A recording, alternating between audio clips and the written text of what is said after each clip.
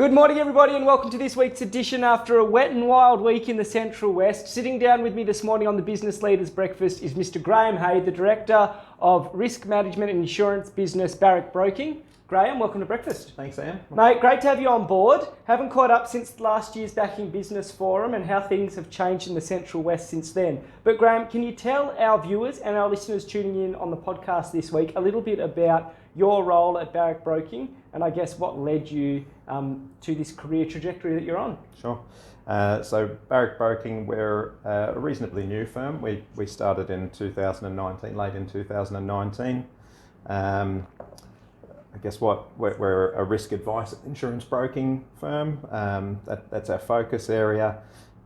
What led me to getting involved in the insurance industry in the first place was actually some time that I spent living abroad. I happened to take a job working in an office in Edinburgh with the Health and Safety Directorate, and I was the sort of scribe, filling in timesheets kind of person for a bunch of risk engineers that went to a range of places around Scotland. And when I came back to Australia and went to the recruitment office, said I need a job, and they found me an insurance broking job there. Now, and we might delve into that a little bit later about the path that you've been on, but can you tell our listeners and viewers a little bit about the name Barrack Broking? Because I think there's a bit of a story behind the name as well. Yeah, there is a story, and I should say that there's a couple of directors in Barrack Broking. We're both passionate Australians, and we really wanted to have an Australian story. The insurance industry is filled with many overseas names, so we really wanted to have something Australian.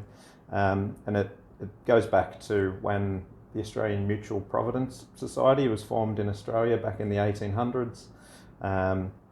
They were a very innovative bunch at that time. They basically collected the law clerks around the city to become agents for them, and they grew that way. And they grew to become the largest insurance company in the British Empire as a mutual or a collective. Yep. And we really, those sorts of ethoses of working together, being innovative, really resonated with us. Yeah, nice. And you've started to build your footprint in the Central West over the last, 18 months, 2 years. Yep. But can you tell everyone this morning a little bit about, I guess, the services that you provide and the support that you could provide to the Central West?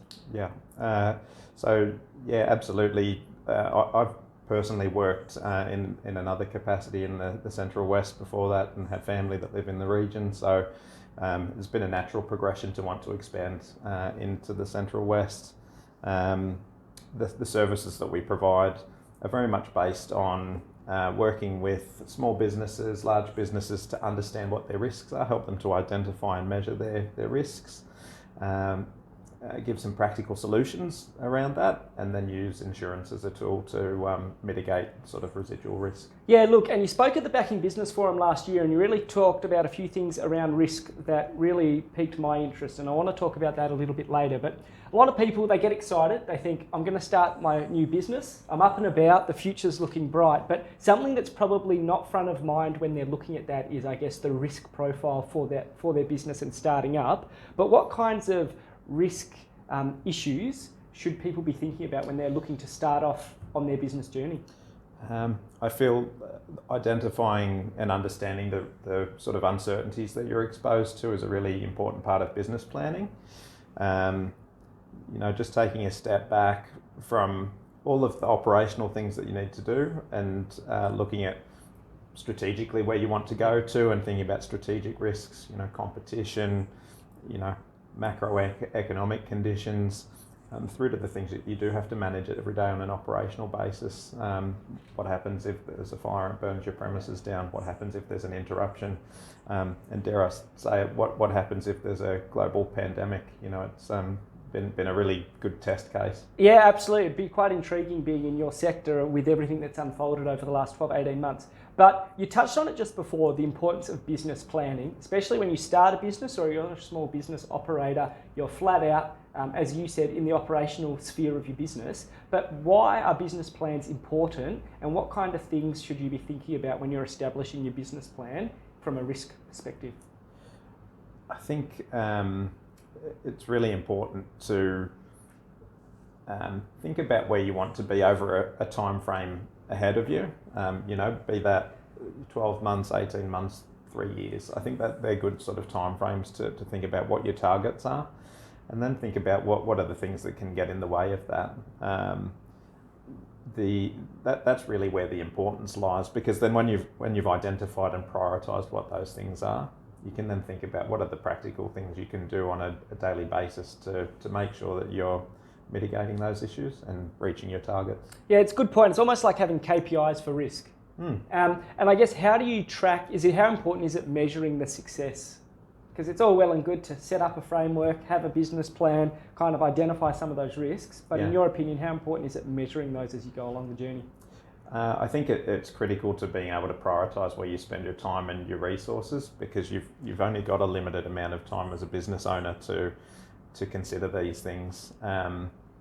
It's kind of no good, managing a risk that isn't going to have much of an impact to the nth degree, when there could be something else you could be spending your time on that ultimately is going to more easily help you reach your targets. Yeah, it's a fair point. And look, thinking about risk, when you think about risk in your business, you naturally think insurance, but there's a lot more elements to it than insurance. From a risk mitigation perspective, what are some of the key tips that you would have for local businesses when they're thinking about risk overall to their business?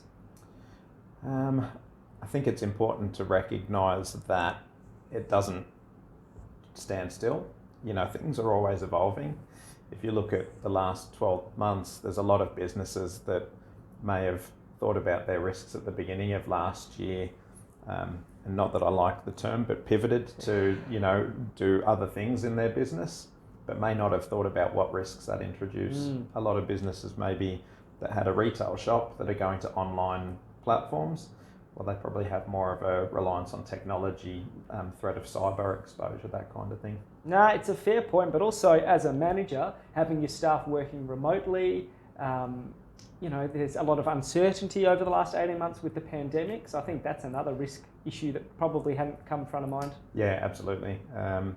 We're seeing some insurers perhaps also changing their position as they look at the risks that their portfolios are exposed to. For that very reason, workforces are working differently, and it introduces new risk exposures. Yeah, absolutely. Look, Graeme, we're going to hit you with the Fast Five, where we delve a little bit deeper to learn more about you, what makes you tick. So we're going to hit you with the 3 dream dinner guests and menu. What would be on the menu at this get-together? Yeah, I find it really hard to answer that question with 3. I could come up with a couple. I'm a big fan of Jamie Oliver, and I have been for a long time, so I'd love to sit down with him. He may even be able to contribute to the dinner. I wouldn't ask him to contribute, I'd ask him to do the whole thing. That's a win-win.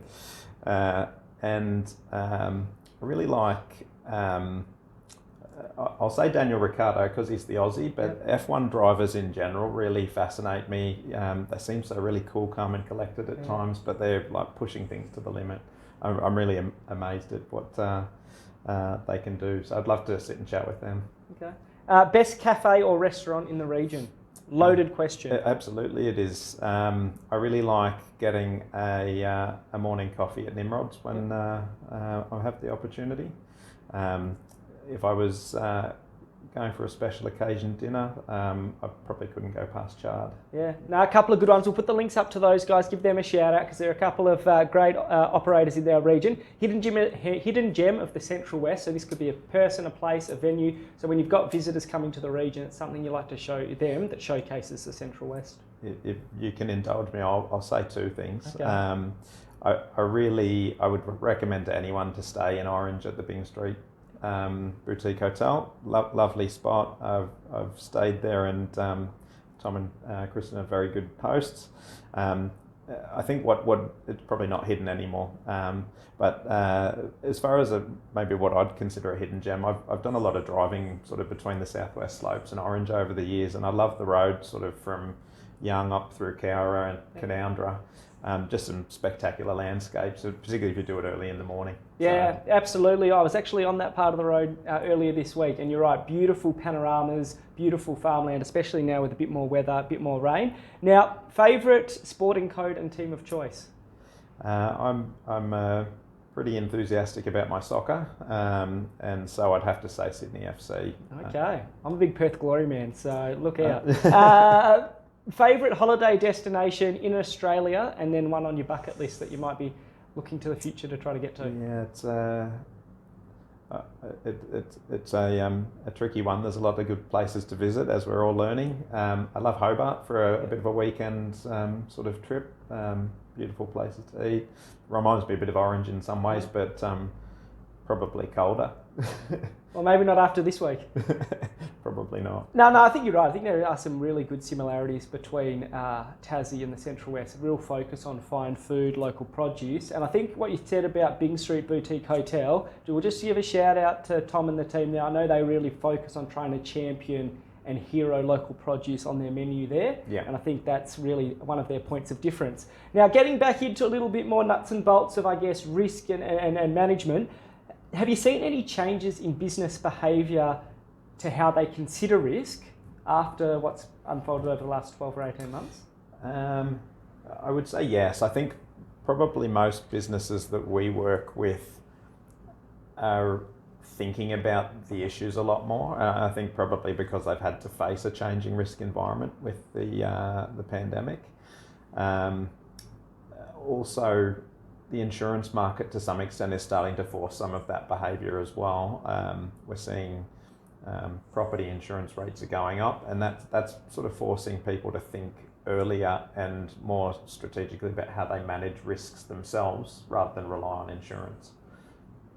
So yeah, absolutely, it's changing. Talking about managing risk and being strategic, next Friday, RDA Central West is holding a succession and business transition planning workshop in Canowindra. Great to have you on board. Graeme, you will be one of our presenters on the day, but what kind of learnings and what can attendees expect from your presentation on the day? I'm very keen to not overcomplicate the process. The process is designed to get you to think about what's uncertain and make a plan. Yes. If we can give some simple tools, and that's what I intend to provide in the session next week, is just some simple thinking tools for how to go about the process of identifying and then measuring risks. And I guess just get the conversation starting to think about it, because as you said, and we've touched on earlier this morning, it's one of those things that's important, but especially for small business, limited resources, limited time. Yeah. And it's just about prioritisation. One of the things, and look, we'll put the link up to the succession planning workshop after this morning's chat. Make sure you jump on. Tickets are free, but registration's essential. So we hope to see you all out at the Canal Direct Services Club on Friday next week. Now, just thinking about your business, you work out of the Hive in Orange, I believe, at times. Yes. Can you tell us about what that, I guess, asset has meant for your business and what value you've derived working in a co-working space like Prue, Swain and the team have down there at Hive? Yeah, Prue's done a great job with the facility there. For us, as a business that's expanding our footprint, it's a really cost-effective way of making sure that we have a presence in the area and can easily start that transition before we're in a position to employ people full-time working in the region. And there's so much of it now we're seeing in other parts of both the Central West and Australia. Flexible working, I think, is something that is going to be the way of the future. And I know the guys out at Grenfell have just set up a beautiful new co-working space out there as well, so we'll give them a shout out. Nice work, Belinda, and maybe that's one for Graeme next time he's out your way to check out. Now, look, just before we finish up this morning, one of the things RDA Central West is really passionate about here is, I guess, mentoring and supporting, I guess, the next generation. But as a successful business leader in our region, what's a little gem that you've picked up along the way from a previous mentor of yours that stayed with you? Yeah, there's a few little sayings and phrases I think that have been put to me. One that I remember really clearly is if you're staying still, you're going backwards. So just that idea that it's good to be forward-looking, aiming to grow. Just stops you sort of going into a bit of a decline. So that one's stayed with me. Gets me focused and thinking about working hard and on progressing. No, it's a fair point. Just keep moving, keep punching on. That's pretty good advice and straight to the point. Now, unprecedented 12, 18 months we've been in, but looking into the crystal ball, what's your forecast for the Central West over the next 12 to 18 months? Look, I think it's very positive. Some of the sectors that we work with have had their challenges. You know, the accommodation and tourism sector is one of them, but of course there's so much focus on domestic travel, and Orange and the surrounds is really a great accessible place from Sydney. And from an industry point of view as well, we work a fair bit in the renewable energy sector, and with the establishment of the res zones up in Arana and you know, around the Central West, and knowing also that there's some developments planned around Orange, we'll see some construction jobs and reasons for people to come into the area for that basis. So it's that diversified economy that Orange and the surrounds presents, I think, is really gives me a lot of hope. Yeah, look, I share your optimism, and there is plenty of big construction projects in the pipeline over the next 12 to 18 months, and I think that's going to continue to drive the economy and drive the Central West. Now, just finishing up this morning, Graeme, what's the easiest way for viewers this morning tuning in or listeners on the podcast to engage with you and the Barrack Broking team if they want to learn more? Very easy. We've got a website, which is www.barrack.com.au. And also we have a LinkedIn page, and you can also find me personally on LinkedIn. Feel free to reach out through those channels. Easy done, Graeme. Thank you so much for your time this morning. We'll whack those details up after this morning's chat. Make sure you reach out to Graeme. Make sure you tune in and for the Business Leaders Breakfast next time. But also make sure you check out that succession planning workshop in Canowindra next Friday. But Graeme, thanks so much for coming in this morning. Thank you for your insights into, I guess, risk management for local business and some of those things that they should be thinking about. But for everybody else, stay warm, stay dry, have a great weekend, and we'll see you next time on the RDA Central West Business Leaders Breakfast. Thanks so much.